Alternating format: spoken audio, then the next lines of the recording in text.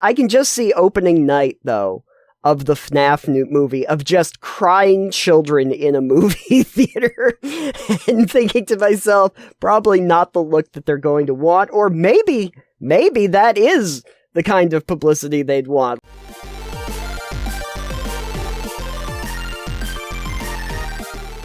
Alex, I have a weekly Muse for you, which you're going to be sad about. I'm sorry. Oh, yay, sadness times. Let me get the emotions up. Okay.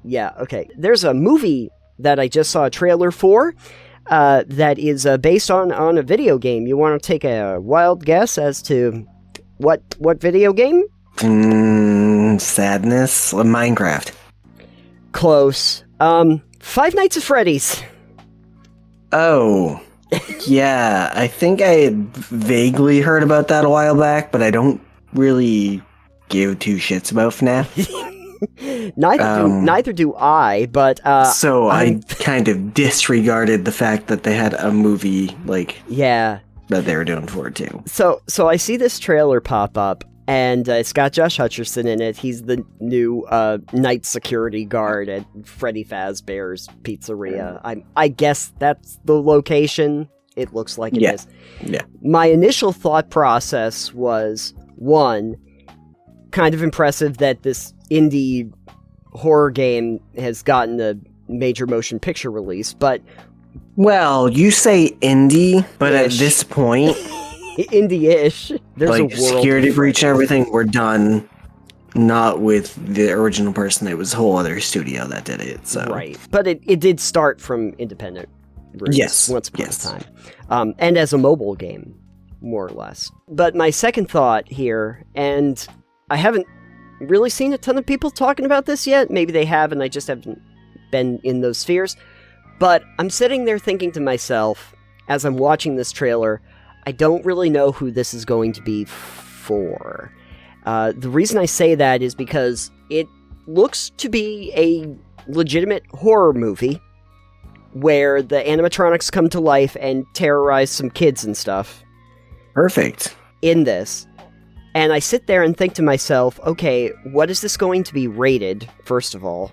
And who is this going to be for? Because my impression was always that FNAF games skewed to a fairly young demographic of the kids that would play on their phones and get the jump scares from the Freddy coming out and eating them, or whatever the animatronics in that game do. My thought process is that they're the ones that are going to go want to see this horror movie. How's that going to go over? Like, what if they say that this is... I'm going to guess this has to be at least a PG-13 movie. It would be weird if it wasn't an R rated. Yeah, not sure.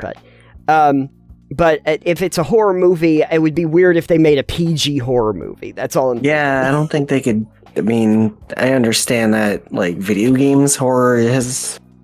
there's no probable rating, I don't think, on it. Maybe, 8 and up or something like that, but, Sure. I'm mostly just thinking, if they say that it's a PG-rated horror movie, then it's either not going to be particularly scary, or it's not going to necessarily attract the demographic that they were looking for if it's a higher rating. So So I'm sitting there thinking to myself that there might be a few parents out there that are going to have a very odd conversation with their kids who want to go and see the Five Nights at Freddy's movie. I can just see opening night, though, of the FNAF new movie, of just crying children in a movie theater and thinking to myself, probably not the look that they're going to want, or maybe that is the kind of publicity they'd want. Look at all the kids that are crying. Come on, kids. Come on down to the movie theater. See if you can take the horror that's going to befall you. I think that just as a movie format, it's an interesting choice. I understand the reason why they would make the movie, because obviously it's a very popular franchise. I feel like they could have just saved money on the however much money they're spending on this movie and made it a web series. Yeah. For a low budget with a couple decent indie or horror filmmakers. But they went the big budget route. Hollywood actors that have recognizable names. I don't think anyone watching or playing FNAF like legitimately younger people playing FNAF would care about that. No, the only thing I can think of is that they figure that maybe kids that grew up playing FNAF, since it's been around for a little while now, are old enough that they can now see a horror movie specifically about, like, animatronic monsters coming to kill you. That feels like a very small window of a demographic that you'd be targeting at that point. Yeah. Do you see this possibly working for them by doing this big budget? Maybe. I don't think they're going to make nearly as much as they expect. I don't think the same people that are watching, like, big budget Hollywood movies are the same people that will play FNAF games. Sure. I don't think horror game enthusiasts are the same people that, like, watch horror movies necessarily.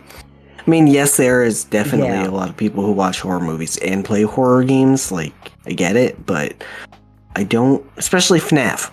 Yeah. That's part of the mascot horror. I guess they're hoping to hit the marketability aspect of FNAF and all the mascot horror games, which is the whole thing that I've seen like 5 different videos on now at this point come out in the last month about mascot horror, because apparently that's what we're talking about now on YouTube. Oh yeah, what was it? Bendy and the Ink Machine was another one of the big ones. And Poppy's Palace or something like that. Oh, Poppy's Playtime. Anyways, no, I've just seen a couple video essays about mascot horror pop up in the last like month.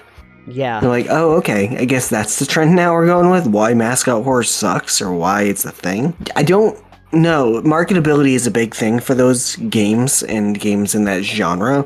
Yeah. Because they're aiming at the target audience of being younger who will buy anything. Right. Or a lot less discerning customers. But I think at the same time, a younger audience convincing their parents to let them go see a horror movie? This is what I'm thinking, yeah. Might be a harder sell. Yeah. Like, oh, there's this game and there's no real rating on it because it's on Steam. Yeah, exactly.